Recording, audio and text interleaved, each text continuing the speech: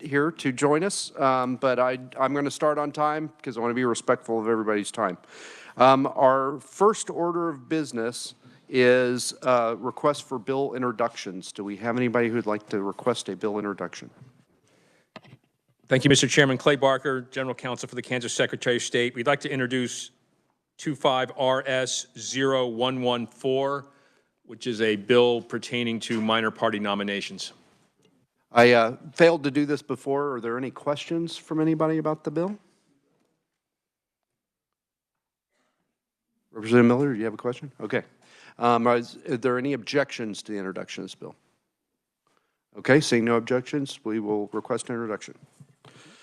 All right, so the next order of business, which is a late addition, because we were so tight on time last time, we weren't able to talk about it, but we've got a little bit more time, hopefully, this time, so I'm going to do it up front. In front of each of your desks are the committee rules for this session. We originally posted some temporary rules because you can't have a committee meeting without something, but these are going to be the rules for the year for the Elections Committee. What the House leadership is trying to do is standardize rules across all committees, so you don't have to remember what are the rules in this committee versus that committee.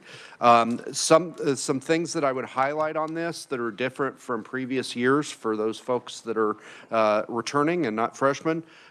Before, you could attend hearings by WebEx, and if we were working a bill, as long as you were somewhere in the building, you could vote on that bill over WebEx. That is no longer the case in any of the committees. In order, when we're working a bill, if you want to vote on that bill, you have to be present in the committee room in order to vote. The other thing that I'd like to highlight is attendance in the committee. I understand that life happens. I just ask if you're not going to be present in the committee to let me know sometime in the morning. So if we have to, the morning of that committee meeting, so if we have to replace at the latest, if you can tell me earlier, that would be awesome. But if you're gonna miss the committee meeting, let me know. So that we can replace you if we have to, if there's something that we have to have somebody sitting in the seat for that day. So just tell me you're going to be absent.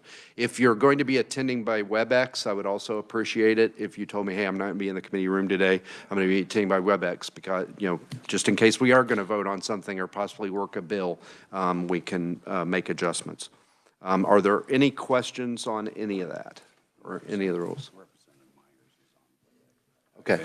Okay. No, that was a rule right now. So it's not like she's. So yeah. So I guess starting from now, I guess is what I should have started with. So yeah. So I apologize that we didn't cover that last meeting, but we had a lot on the calendar or on the agenda. The other thing I want to cover briefly, just so everybody has a heads up, this is a really compressed calendar this year. We're doing the 90 calendar days and then we're going home. So per the Constitution. So the last day that you can request a bill introduction in this committee is going to practically be the 30th of January because we're a Tuesday, Thursday committee, and that next week is the deadline, and we won't have any meetings before the deadline. So if you've got things that you want the committee to consider this year, they got to be in. You've got to come in here by the 30th, which is the last meeting before the deadline, in order to request introduction. And so just want to make sure everybody's aware of that so they weren't unpleasantly surprised when that deadline hit. Any questions on that? Okay, seeing nothing, we'll move on to the next item on the agenda, which is welcoming Secretary of State Scott Schwab to speak to the committee. Thank you for joining us today, Mr. Secretary. Thank you, Mr. Chairman. It's good to be back. I almost wanted to say, Mr. Chairman, there was a committee report and move adoption of the committee report. Just to let you know, I'm still been houseified. Before you have my comments, I'm not going to read them to you. If you guys want to read them, they're there just for the official record. I just kind of want to hit some things on a high level. One of which, I am not Bob Dole, so I'm going to get Burkamp and Berquist completely mixed up this session, so I'm just going to ask for your forgiveness on the onset. Real quick, like I am Scott Schwab, Secretary of State. I got sworn in for the first time in 2019 and then got reelected and got sworn in again in 2023. And so this is our 7th year. Some of you have heard this story. And if you have, I apologize. My staff's tired of me telling it, but it's a great story. Back in the 80s, then Secretary of State Jack Breyer, and many of you, if you're around Topeka, you'll see him often hanging around here. He's still around. Bought a brand new computer system.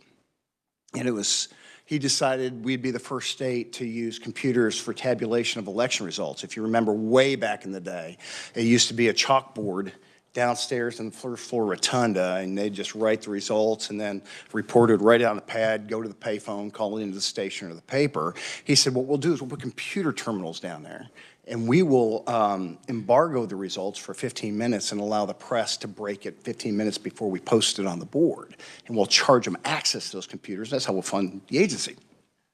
So his intern, Ron Thornburg, had to run a cable out of the 2nd floor Secretary of State's office, down through the rotunda, through the tunnel to the 7th floor of docking, because transportation was there and they had the same computer system. The president's CEO was so terrified it wouldn't work of IBM. He was in the building that day with a rudimentary cell phone so he can call any programmer he needed to make sure this thing worked, because the system wasn't meant for that. It worked, and all of a sudden all states started using computers because it was more accurate, less typos, less errors, and variance and waste. I'm still on that computer system. It's an AS400 if you know anything about computer systems. We're almost off it. Our whole elections has been off it for years. Our business services finally came off. We went to biannual filings on that. And so if you have an LLC or if you have a business fund or office, you'll notice that you're now filing every other year. And also that there's a whole new system that's more intuitive for those filings. But that has nothing to do with elections. On the election side, we have more registered voters in Kansas than we ever have in the history of the state. We hit the 2 million mark. Actually, real quick, I'm going to go over the previous election statistics and let Brian go over that.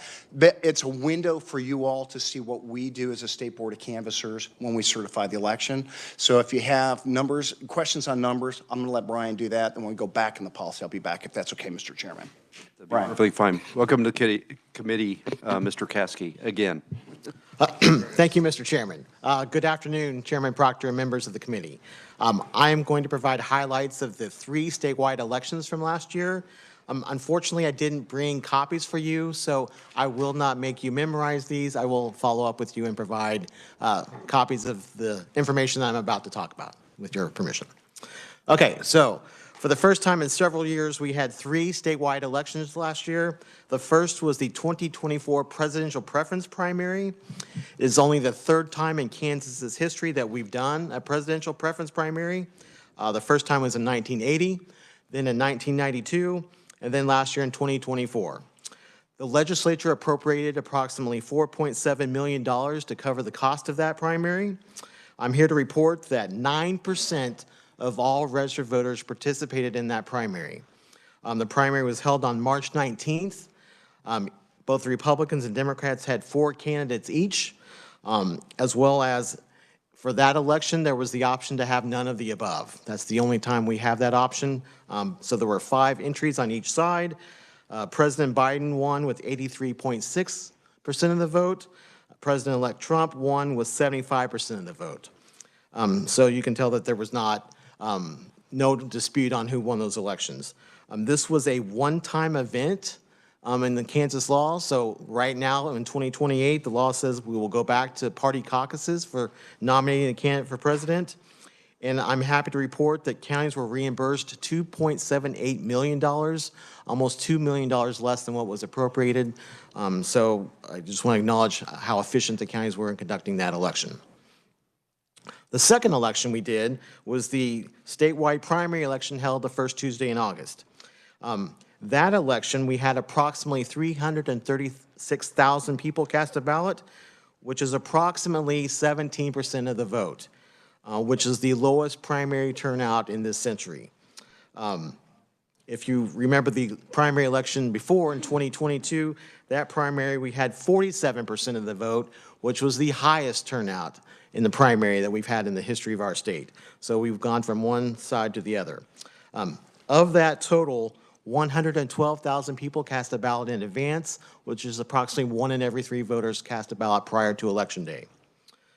After Election Day, each of the 105 counties conducted a manual post-election audit of 1 statewide race, 1 legislative race, and 1 county race.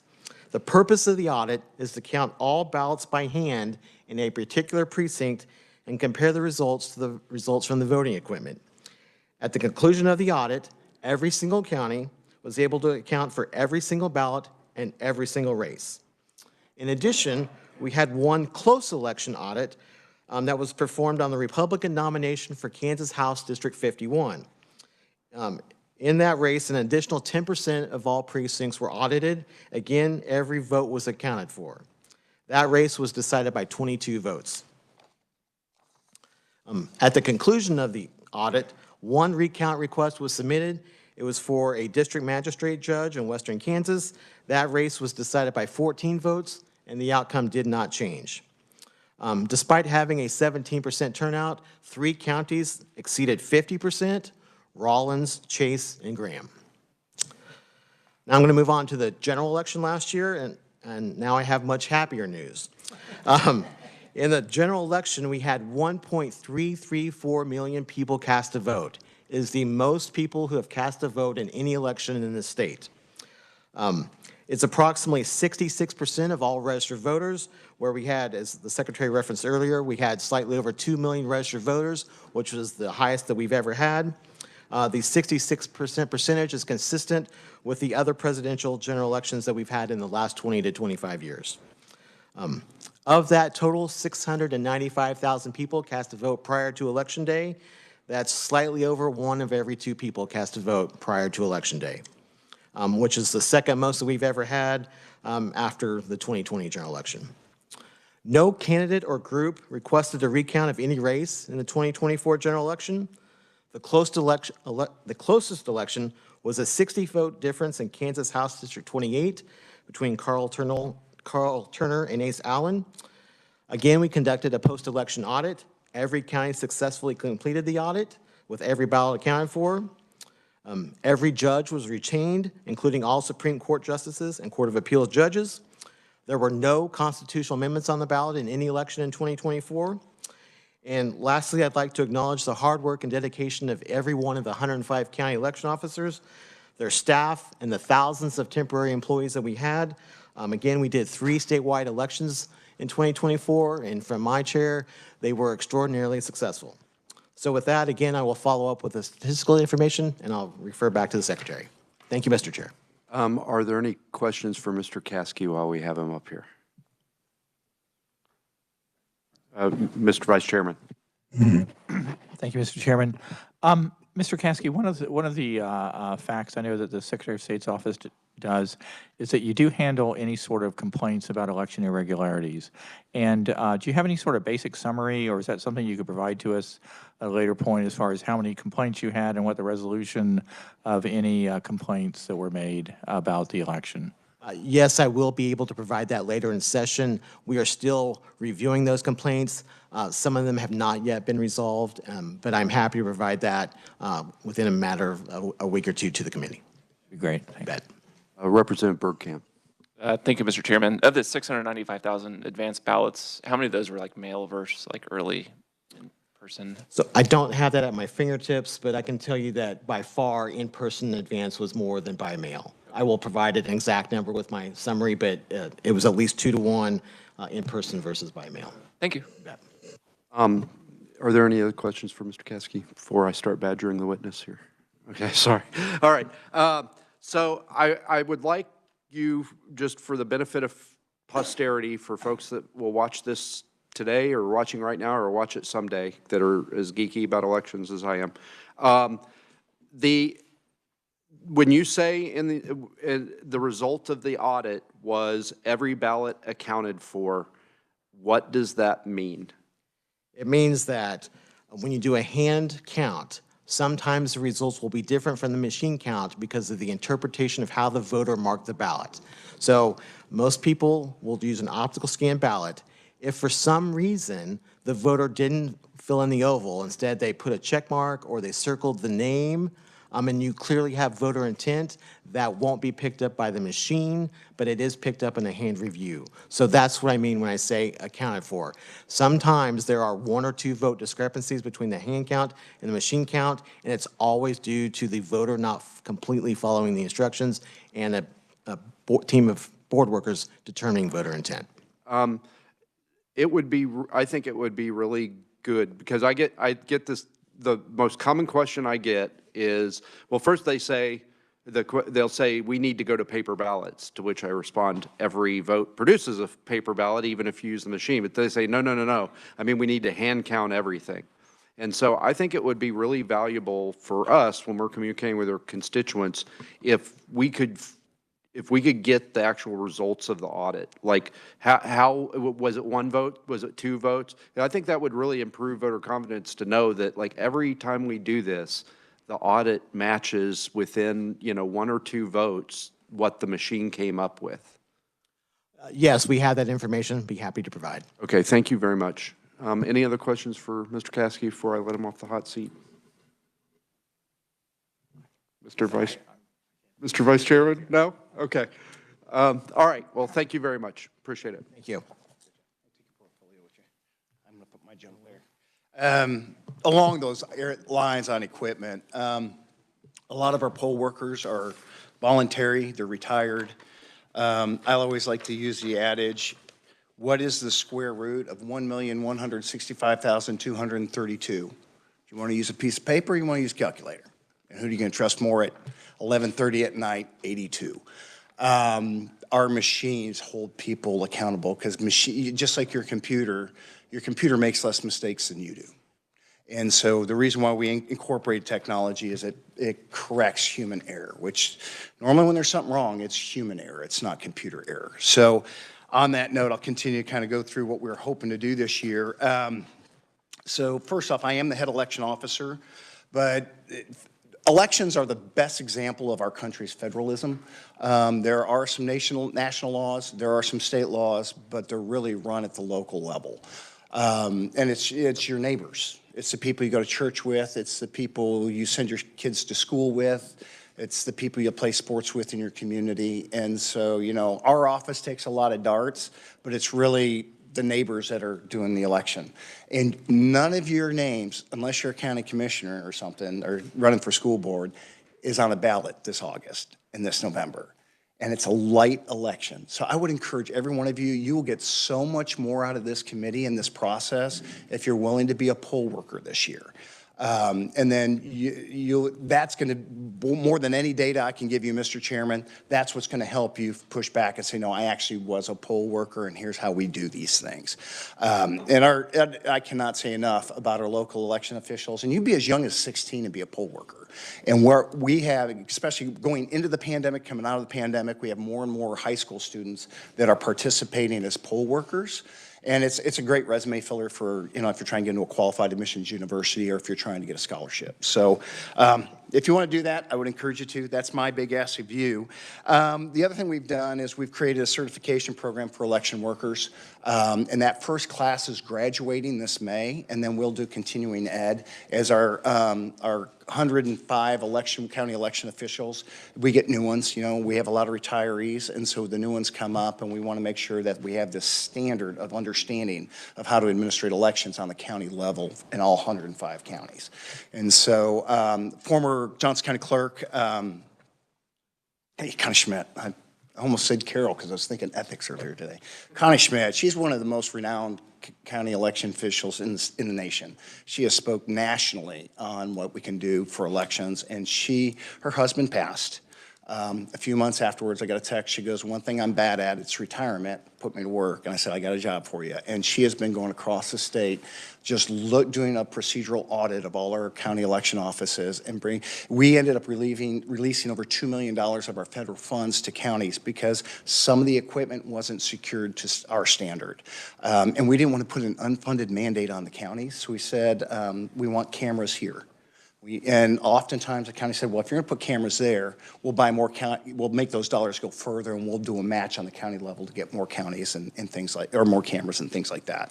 So that's money that you guys didn't have to spend. That was money that we released from us. And so I would encourage you, if you haven't visited with your local county clerk, please go.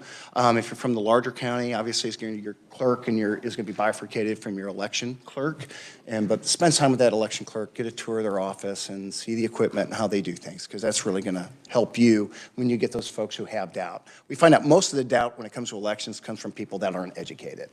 And I'm not mean that in a negative broad sense, but they just don't know enough about elections because they're incredibly complex. And if you guys can do that, you'll be a great mouthpiece, because I'm not going to be in your community every day like you are. So a couple of things that we want to do. It was kind of an interesting election year this time. Some people's names showed up on parties' nominations that they didn't want their name shown up on that. So we're going to ask for a law that says, and that's what Clay just introduced, that said basically you can't nominate a person that doesn't want to be nominated. And two, your name cannot show up on the general election ballot more than once.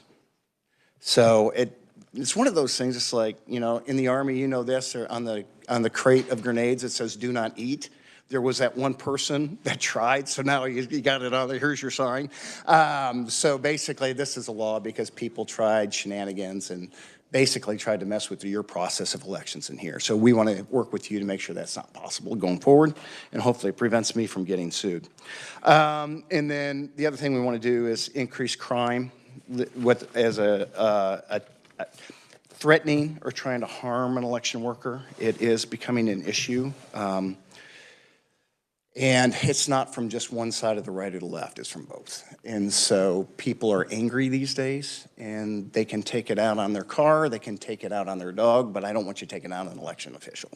I mean, some of these are 16 years old, doesn't need to have a 40-year-old man yelling at her because he's frustrated with the process and then threatening her. And so we want to protect our election workers and not make them have PTSD after Election Day. So that's what we're asking for. That being said, I think that's about it. Is there anything else you want me to cover? No, we won't go over that. That being said, I'll go ahead and stand for questions. Are there any questions for the Secretary? Sorry. Representative Williams, sorry, I was. That's okay. It's as if you're new here. That's fine. It happens to us all. Thank you, Mr. Chairman. Okay, a couple questions you said, and I am sure that you meant something very specific about this, but you said your name cannot be on the ballot more than once in a general election. Of course, there are individuals that can run for different seats and be on it more than once. So you didn't mean that. You meant in maybe For the same seat, but even Right. still, you can't. I can't run for state rep and secretary of state at the same time. That's currently against the law. What we would mean, and this is in the general election, so if you're Right. running as a precinct committee person, that's in the primary, so this bill wouldn't affect that. But when you're running for state rep, there's nothing on that ballot you could legally run for in the general election. What we're also saying is sometimes the libertarians can't nominate you and the Republicans nominate you. Okay, but I could run for county commission and state rep Yeah. and be on the same ballot. You cannot. You cannot? You cannot, because the county commission is considered a state position. Ah, okay. Well, I never ran for county. You want to talk to Brian? These are the smart guys. I'm just. No, I trust you. I trust you. I know that we have a lot of people, I'm a former mayor, but I know we have a lot of people that have multiple jobs. I just didn't know if any of them were commissioners, but I thought maybe someone was, but apparently not. So, as a point of clarification, in even year general elections, for national, state, county, township elections in November, your name cannot appear on the ballot more than once. In odd year municipal elections, that prohibition does not apply. So, for municipal elections, you can have your name appear on the ballot more than once. So, it depends on which year we are, what law applies. Okay, great. And Mr. Chairman, if I may, I just had one more question. Regarding the bill that you wanted to introduce, we've had similar bills introduced for referees, let's just say, and they get very complicated about what it is to harass someone and, you know, what that does that mean and so forth. So I just wanted to know how many complaints were filed with local law enforcement, how many arrests were made, that type of thing, so we can get an understanding of the severity of the problem? Or is it just more like national rhetoric that we all feel that it's- that we've had- intensity, just like we are at, at a basketball game where people get, pretty feisty against the referees? But it's the difference between, anyway, I'll just stop there. So when the sheriff's department doesn't report that to us, so we don't collect that data, so we hear about it from our county clerks that they had to come out for a circumstance, but we're never a part of that investigation because we have no facts of the case and we're not witnesses. But we hear it from our county clerks that are dealing with it there. And then we're never a part of the investigation, we're never a part of a trial, we're never that's between the person who's offending and law enforcement. We're not law enforcement. Thank you, Mr. Chairman. Just one more comment. I would say that our county appraisers probably have more people coming in being angry than, anyway, I'll let that rest. Thank you. Hey, you can bring an amendment. And I will also say that everybody has ideas on elections. And oftentimes on the floor, bills or whatnot, I'm going to strongly encourage you to talk to Brian and Clay if you have ideas. Because often what happens is somebody does a floor amendment, it becomes law, I get sued, you pay for my attorney to defend me, we lose, and now you have to pay the defendant's attorney and you give the money to the ACLU. And so we can, sometimes it's just changing one or two words that makes it constitutional.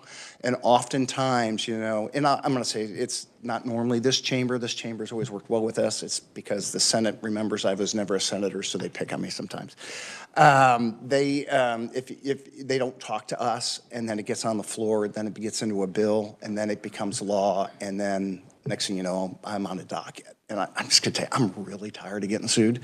I took oath of office and I had 7 lawsuits against me. So anything we can do to kind of stop that would be great. So any other questions for me? Any other questions for the Secretary? Representative Miller. Thank you, Mr. Chairman, and thank you for being here, Mr. Secretary. So I'm new to the Elections Committee, so I hope this isn't a completely ignorant question, but I am curious what the current protections are in place for poll workers, if there are any specifically, but also including polling locations and ballot boxes, if that's part of the overall. So did we end up, that's one of our bills is going to be to regulate ballot boxes just to make sure they're secure so people aren't hitting them with crowbars and stuff like that. Right now, it's like Pirates of the Caribbean. They're just guidelines, really. The counties can do what they want. We'd like some authority on that. And right now, if you make a threat to a poll worker, it's just the same as if you made a threat to a grocery store clerk. So the difference is this person's taking an oath and they're locked there. There's, and sometimes security is limited because we don't have police driving by polling places, or at least not marked. So. Thank you, Mr. Chairman. Thank you. Sure. Mr. Vice Chairman. Thank you, Mr. Chairman. Great to see you, Secretary Schwab. One of the things that has been, I think, transparent in some of the questioning of elections, one is as far as just the integrity of the ballots and such, but the other is people sometimes have questions about the procedure. Is proper procedure being followed? And I've seen people, well, because the procedure wasn't properly followed, somehow the election is illegitimate. My memory is that we had a bill about further training for county election clerks or something, but I'm thinking the Secretary of State's office said, it's like, hey, we actually do that already. And you kind of referenced that to the one lady who came out of retirement. And can you talk a little more about just making sure that proper procedure is followed and what you folks do? Yeah, so it kind of depends on each county, and this is where it helps secure elections. The way Johnson County runs elections is not going to be the same way Harvey County does it. Okay, so the county determines what equipment they want to pay for and what they want to use. What we say is, hey, if you're going to use that equipment, then here's how you need to educate the voter. If this is the equipment, I think you guys are on ES&S in Hutch, I think. So it's most of voters deal with an ES&S machine or a touch screen. What that is that's almost like an iPad. And I'm working with ES&S that there's a box. Don't hit the box, you hit the name. Why is there the box there then? Just take the dang box off. But anyway, what happens is there's a ballot in there. it burns the X into the paper. So it's clearly marked, and that's what makes the tabulator read it so well. Before we do an election, we do what's called logic and accuracy testing, and we actually have the party members are invited. It's an open meeting where they run a sample of the ballot to show, here's how I voted, here's proof it marked it right, here's the tabulator, here's to show that it actually tabulated it right. And then, boom, equipment's locked up until the election and is deployed. And then we audit it after that. So when it comes to process, and you're right, it's frustrating, like, hey, there is only 2 signatures on this form, and there's supposed to be 3. Well, that's not statute. That's just a policy and procedure that the county set up. And you're right. That doesn't mean you're no longer a state representative because this one little envelope didn't have a signature on it. You know, I often say, just because your ballot, you're a legal voter whether or not somebody signed an envelope. Your vote should still count, you know, and some folks will say, well, that's fraud. No, that's an administrative error. Administrative errors are the biggest thing that is accused of being fraud that's not fraud. Nobody goes to college, except for 2 people I know. Auburn actually has a program to become a major in elections. You learn it on the local level, and that's why we created the statewide program, and that's why this last election just went so smoothly. And yes, you were duly elected. Any other questions for the Secretary? Ranking Minority Member. Thank you, Mr. Chair. Thank you, Mr. Secretary, for this. In preparation for working some bills, a couple bills have been introduced, and I just would like to get some of your feedback. Maybe you can support how we can work these bills. And one of the bills that came up was making sure that specifically interference on election workers. And can you give us a little background on what's going on with those issues and what we can do to help Secretary of State's office? Yeah, that was what I was just talking with Christy about people threatening election workers. Is that what you're asking? Yeah. Yeah, I believe so. With that as well, what about your third? I guess you did talk about that with the regulations give us a drop boxes. So yeah, drop boxes. Yeah. We will have new clerks all the time, and so they'll say, well, we'll just go through this drop box out here. Well, you can't just throw that out there. It needs to be bolted in. We want to keep it on county property. We want it monitored. And so right now, it's a guideline, but there's no authority that I can come in and say, either you're going to put it right or we're going to have it removed. And we don't have the authority to do that right now. So it's a trust issue, and it also gets to the back of our clerks so they can say, if someone complains about the drop box, they can say, hey, look, we've met all the guidelines that were mandated to meet by the Secretary of State. Okay, and are there any states that you like that have these prescriptions or these guidelines for regulating? Or rules and regs. Yeah. Is what they are. Yeah, I think Colorado has some and Washington has some. It's really not much. It's just basically keep it on county property. You know, you don't want to put it on property that county doesn't have authority on, because then there's no recourse if someone tries to damage it from the county, because let's say it's on a school property. Well, the county doesn't have recourse if it's school property. And so those are some of the things we want to make sure they're in there to prevent a problem going in the future. Thank you, Mr. Chair. Mr. Vice Chairman. Yes, thank you. Another question. Secretary Schwab, you were in the paper a couple months ago. It was a little bit of a back and forth with the post office about this question of, you know, are they messing up, like not post, I believe it was a question of whether they were marking ballots, you know, which they need to, you know, and such. And so can you kind of fill us in what the final outcome of all that was? Yeah, so I clearly got the Postmaster General's attention when he calls your cell phone. And, we had a phone call, and here was my frustration. And Congress needs to decide what the frick, pardon my French, the flip they're going to do with the post office. Because is it a function of government or not? They complain about the post office, but they don't want to fund it. Because they don't fund it, it affects all of us that deal with the United States Postal Service. The whole point of a postmark is to cancel a stamp, so you can't use it again. As more people don't use stamps, there's no reason to postmark. And so they have to create a special process to postmark something that doesn't have a stamp on it. And so for the general election, it's not hard for the post office to do that, because that is an agency-wide mandate. for a primary. Well, not every state's primaries are the same day, so they can't do that agency-wide. And so the frustration was ballots not being delivered in the primary. Goes, well, basically the sum is that they care less about the primary ballot than they do the general ballot, because primaries are staggered throughout the country. General election, they're all on the same day. And so this is why I always say I want drop boxes, because the post office may not deliver. We get ballots that were legally cast in the election sometimes a year and a half to 2 years later at the clerk's office. And the post office in most of our counties is right across the street from the clerk's office.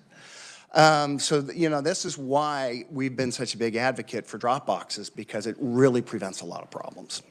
Does that answer your question? Yeah. So I appreciate Postmaster General DeJoy, him reaching out, explaining it. I was on the call, Brian was on the call. We also had the Douglas County clerk on the call, because Jamie Shue's the only clerk that actually pays for mail tracking, and he was just seeing mail just stuck in a cycle in Kansas City and couldn't he was willing to go down there and pick them up, and they're like, no, you can't do that. So Jamie Shue has his cell phone number if he has any more issues, so obviously the Postmaster General's trying. And there's some things that I found out is they are not closing the Wichita process unit. There was that rumor for a while. He had given me my word. And in the continuing resolution that Congress passed last, they put in to completely refurbish Kansas City, so it'll have more capacity and we'll get better results. So, Mr. Secretary, I'd like to follow up on the Vice Chairman's question. So, first of all, I want to thank you for polling the election workers and getting the data from the primary. I think they said something like 1,000 ballots were not counted because they showed up after Election Day, but they weren't postmarked. Right. And I'm very, very interested in what you find out about the general election, because what we've been told is, well, we have this Postal Service wide policy that we do this in general. I have talked anecdotally to some election officers, and not all of them, all those mail-in ballots were counted anyways because of the postmark. Anybody who's in charge of an organization knows that you can say for somebody to do something, but they're not always going to do it. I mean, anybody who has kids deals with that. Oh my gosh, I deal with my 11-year-old every day. But all that being said, there's a situation where they can tell you and tell you and tell you to do it. And it's not like they're hard to find. It doesn't look like a Hallmark card. Our ballot envelopes are pretty distinct. But still, oftentimes, they've just been doing it all year long, that you don't have to postmark anything that doesn't have a stamp on it. Oh, but this one suddenly you do, and they're on autopilot. They're just processing as much mail as they can. So they're going to slip through the cracks. Yeah, so please, when you guys do have that data, we'll get that share it with the committee, because I think it's, and I've been kind of on a soapbox about this 3-day grace period for a while, and now we finally have at least one election's worth of data, I think, but it was like you said, it was a historically low turnout primary.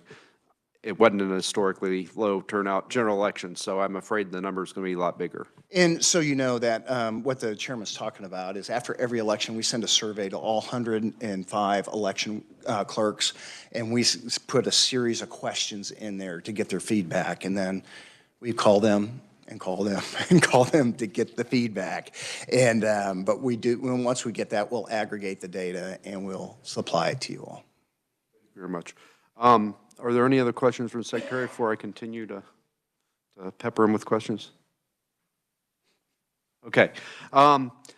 So another kind of big election issue that's in the news right now is non-citizen voting. And we had the chance to talk before this meeting, and you shared with me that there is stuff that you're doing now to try to check the voter rolls to find these non-citizens. Could you describe what it is you're doing right now, and what are your authorities if you do find them to actually take them on? So one of the things we did is we redid our voter registration form, because it was always at the bottom quiet, are you a U.S. citizen? And oftentimes they would mark it no, which invalidates it. But the data entry person is just entering and they're not looking at it. So we put it at the top real big. Let's be honest, there's something we merge these populations together. There's a difference between an illegal immigrant and a legal resident non-citizen. The legal resident non-citizen is the individual that's trying to become a U.S. citizen. The illegal immigrant is someone who came across the border and they're not here legally. There's very few things we can do to track those people.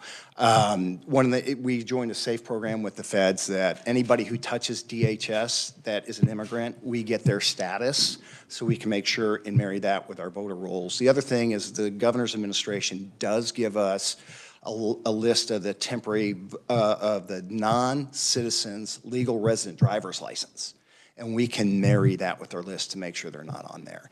The last time, during the Brownback administration, during the fish case, I think they found 3 in 10 years. So our clerks are pretty good about that. If you do find someone, you have the authority to take them off? Yeah, by law, they are invalidated. Okay. Representative Simmons. Thank you. Do you have any kind of, could you share what the cost associated is with that process? I mean, 3 over 10 years. Is that just built in, or? Yeah, it's just built in. There's not a dollar tied to it because it's list maintenance. Everybody does data maintenance, to make sure they have good data.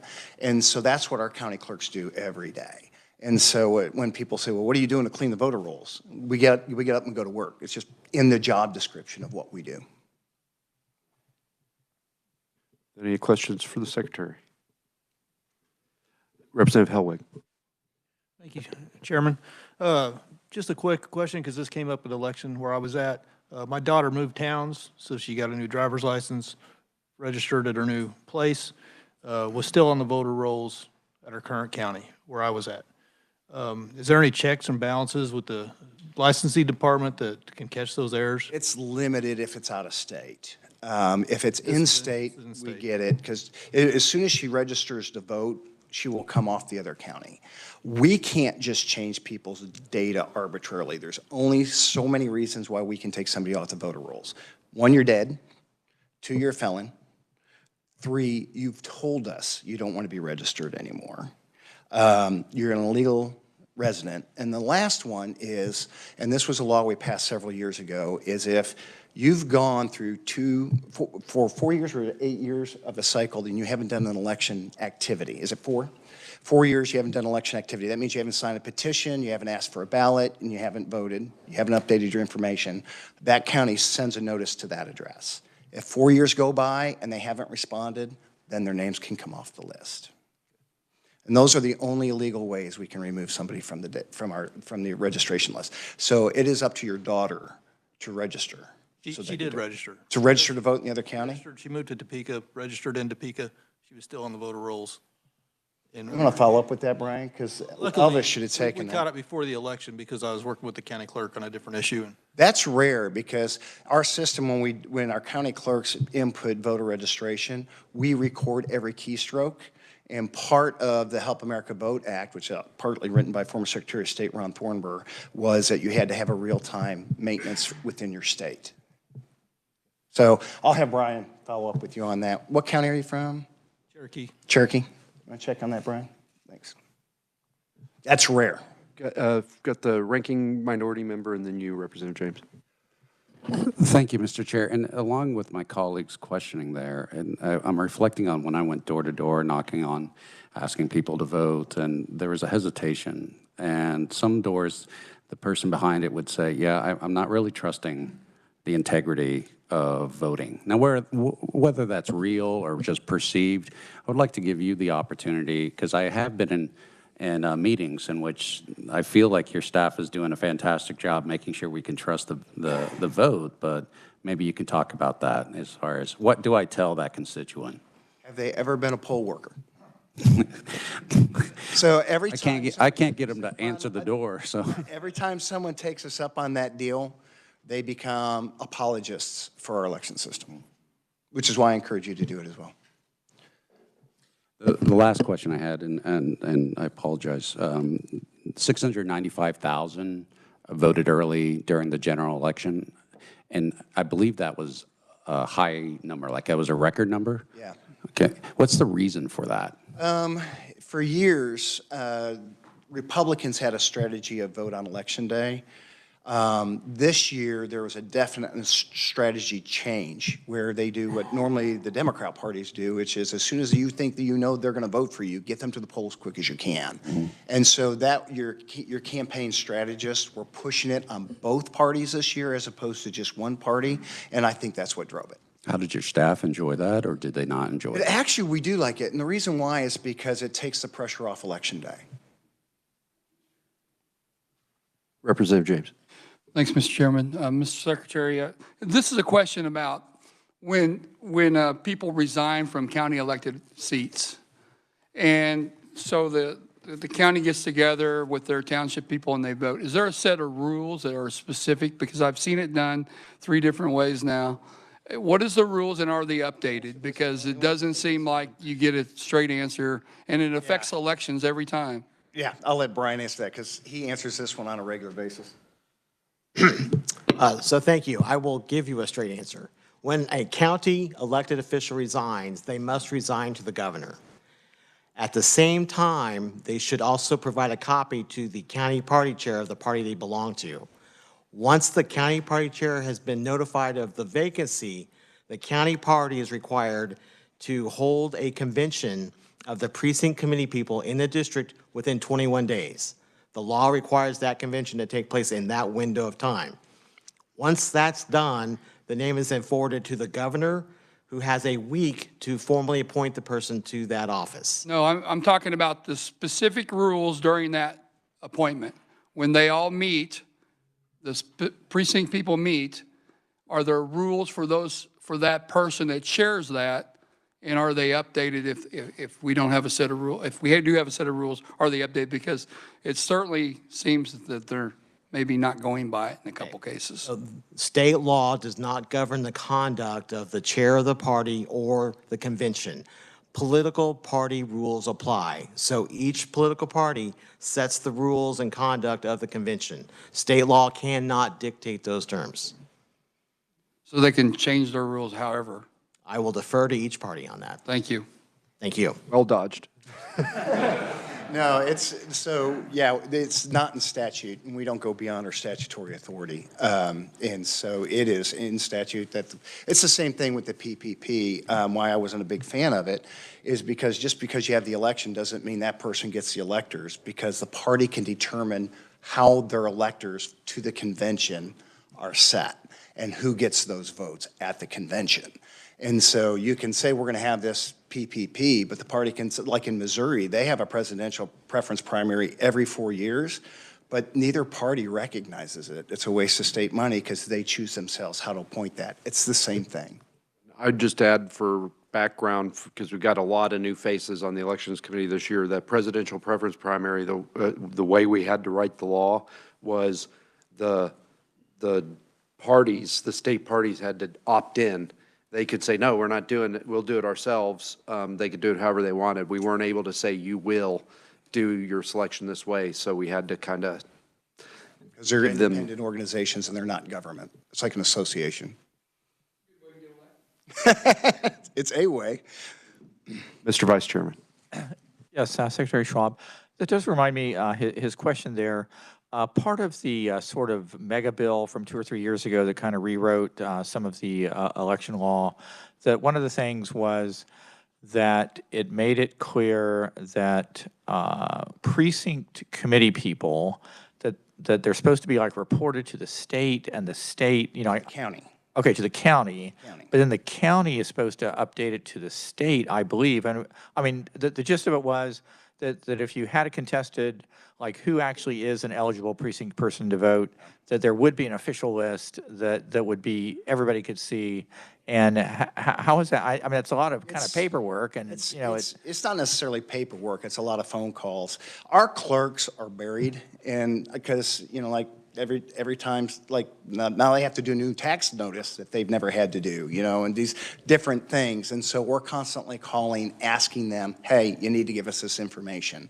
And so what they do is they call it, and they'll normally just email it to Brian or somebody in the office that he's designated to collect that. We don't have that still from August, do we, or do we? We do have it. So if you need it, we can get it to you. Has it been successful? I mean, do you feel confident? I mean, okay.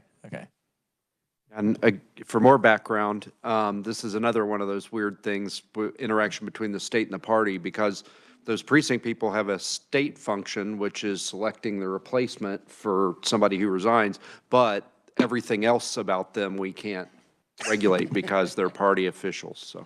You're the policymakers. There you go. Representative Berquist. Yeah.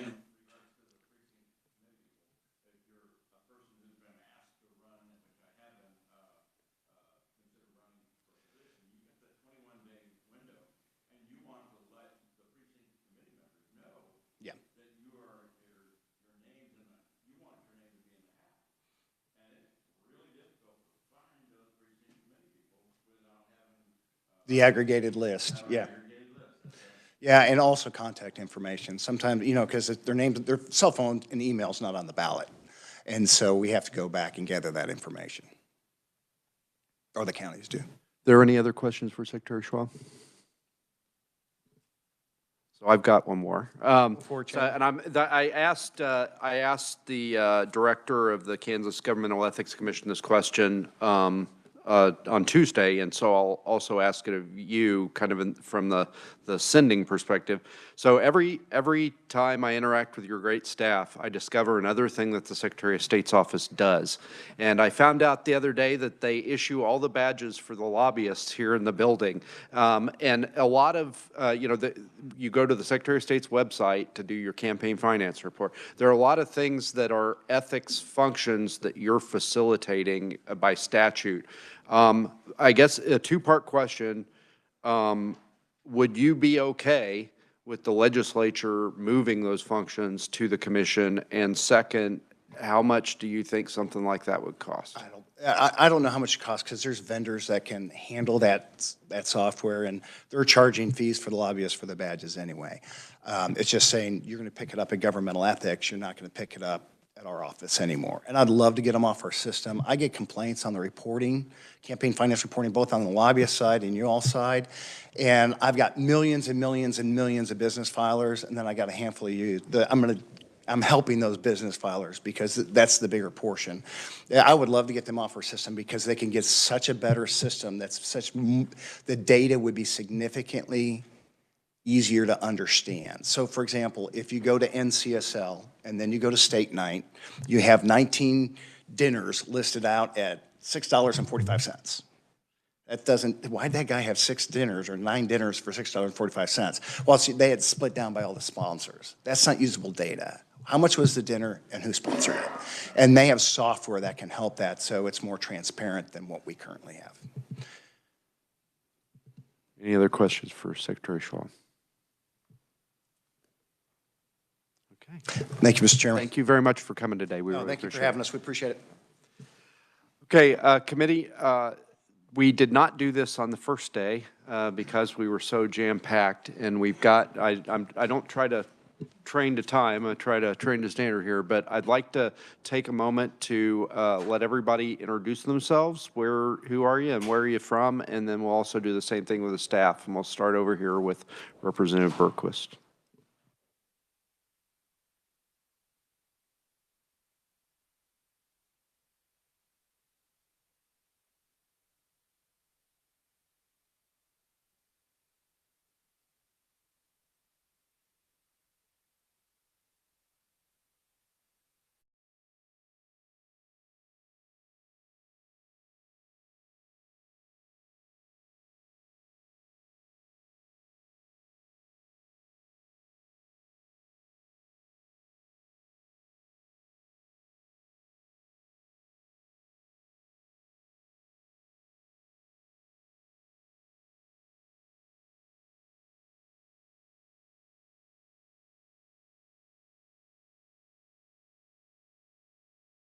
Representative Hellwig, before you go, I was just reminded by our ranking minority member that Representative Meyer is online. Representative Meyer, would you like to introduce yourself? Yes, thank you, Mr. Chair. Sorry I'm home today. My kiddo is sick. I am Representative Meyer. I serve Central Overland Park. I had previously served on the Elections Committee back in my first term, and I am very excited to be back and talk about election security some more. Thank you. Thank you. Representative Hellwig. Dale Hellwig, hometown of Columbus, Kansas. I serve in the 1st District, which is all of Cherokee County and a sliver of Lebec County. This is my freshman year, so it's the first time on elections. Hello, I'm Alexis Simmons. I represent Topeka, just right down Kansas Avenue. I'm a freshman. In my free time, I teach American government at Washburn. So I'm excited to be here and learn more about the intricacies of our elections process and continue to learn the different functions of our Secretary of State and Ethics Commission and whatnot.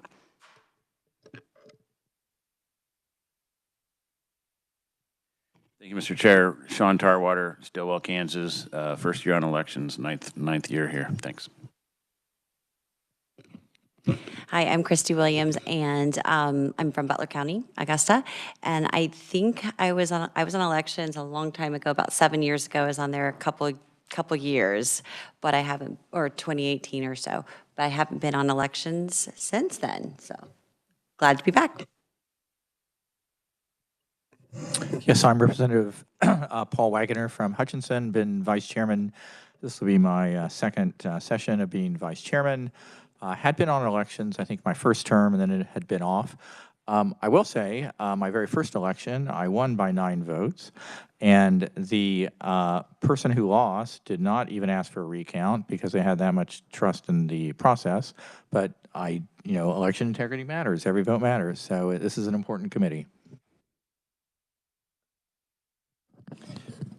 Thank you, Mr. Chair.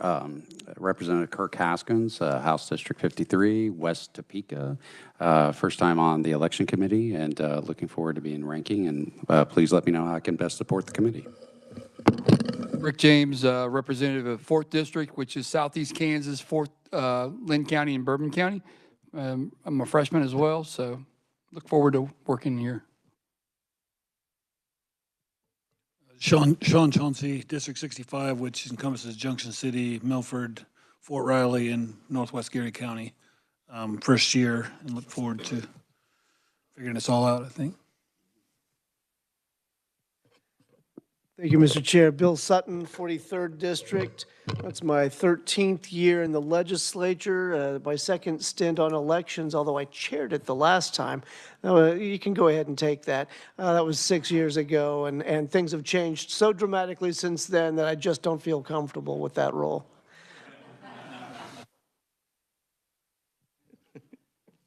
Hello, thank you, Mr. Chair. My name is Silas Miller. I'm from Wichita, Kansas, District 86. This is my 3rd year in the legislature, my 2nd term. My 1st year in elections. I'm excited to be here. I wanted it last term, but they couldn't give me everything that I wanted. So I am looking forward to working on learning more about the election process and doing what I can to help. Thank you, Mr. Chair. Brian Burkamp out of Sedgwick County. I guess not to be confused with Mr. Berquist over there, but if you do, that's okay. Entering my 5th year and first year in elections, and yeah, looking forward to learning more about the process. Is Representative Penn online? No. Okay. We'll start here in the middle with Cheryl, our incredible, super duper committee assistant.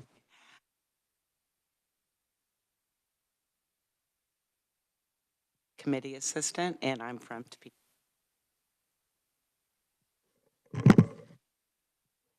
Thank you, Mr. Chair. I'm Elena Rutter with Legislative Research. This is my 5th session with Legislative Research and also with this committee.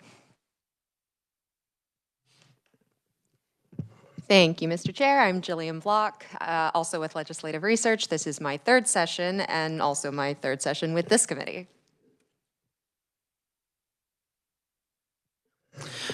Jason Long with the Office of Revisor Statutes. This is my 19th session and 5th staffing elections. And typically Mike Heim is sitting in my chair. He is not here today, and he has many more years of experience than I do with the legislature and elections. So yes, I defer to him quite a bit on your questions. So my name is Nhật Nguyễn, and I'm with Audiovisual Department. Great. Thank you, everybody. So my name's Pat Proctor. I serve the people of Leavenworth, Fort Leavenworth, and Kickapoo here in the House. I'm starting my 5th session, and my 3rd session as the chair of this committee. I've been on this committee my whole time in the legislature, and you know, when I came back after my first reelection and they asked me what I wanted to do, this was it.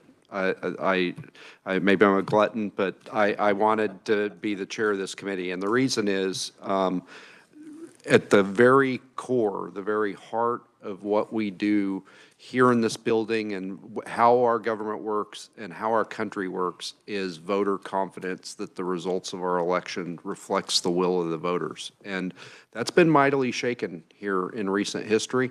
And I think that we have a role in restoring that confidence by addressing people's concerns. And sometimes we're going to hear things in this committee that I have no intention of working or taking to the floor just because I want folks to hear the discussion outside this building. Because for a long time, we have not been having a conversation about elections. We've been having a shouting match about elections, and you know, at a volume where no actual discourse is occurring. And so in this room, you have to stand up there and you get to say your piece respectfully, and then you get questioned respectfully, and you have to answer questions on both sides of the issue. And so that's what I've tried to do with the committee since I've been here. And I'm excited to do it again next year, or through this year and next year. Representative Berkeley. I just want to put in a plug for the chair and the vice chair.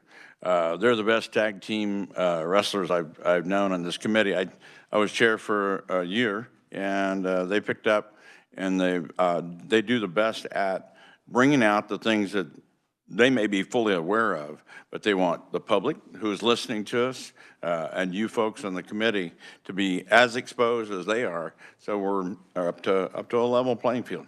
Appreciate it. Thank you.